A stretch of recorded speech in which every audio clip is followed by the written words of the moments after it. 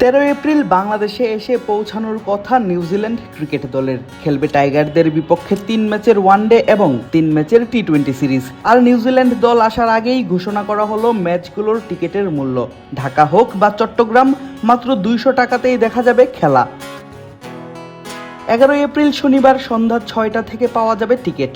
আর ticket কিনতে দর্শকদের প্রবেশ করতে হবে বাংলাদেশ ক্রিকেট বোর্ডের ওয়েবসাইটে www.gobcbticket.com.bd ওয়েবসাইট থেকে দর্শকরা সংগ্রহ করতে পারবেন কিউই সিরিজের টিকিট।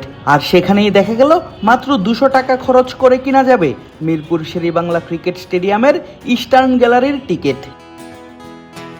মাঠের সবথেকে দামি গ্যালারি গ্র্যান্ড স্ট্যান্ড আপার এবং গ্র্যান্ড স্ট্যান্ড লোয়ারের টিকিট কিনতে দর্শকদের খরচ করতে হবে সিট প্রতি 2500 টাকা করে।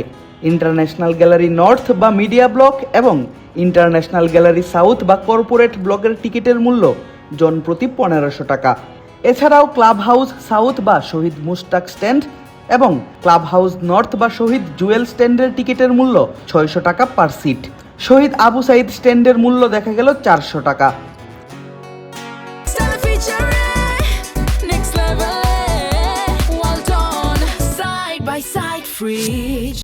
তিন ম্যাচের ওয়ানডে এবং 3 ম্যাচের টি-20 সিরিজের শুরুটা হবে ওডিআই দিয়ে।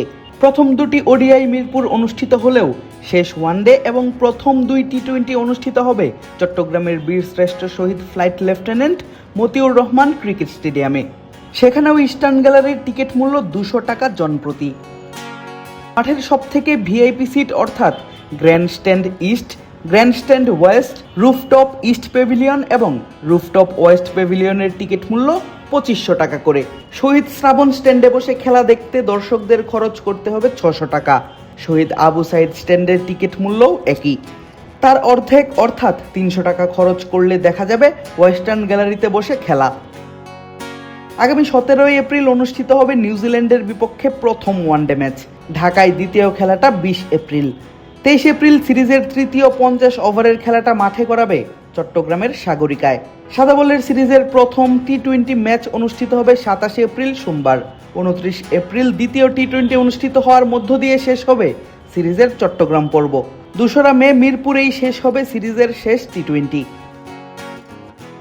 ইতোমধ্যেই সিরিজকে সামনে রেখে নিজেদের স্কোয়াড ঘোষণা করেছে কিউইরা। বাংলাদেশের স্কোয়াড ঘোষণা করার কথা রয়েছে 11 এপ্রিল। আদেবা শরাফ, ক্রিক ফ্রেন্জি।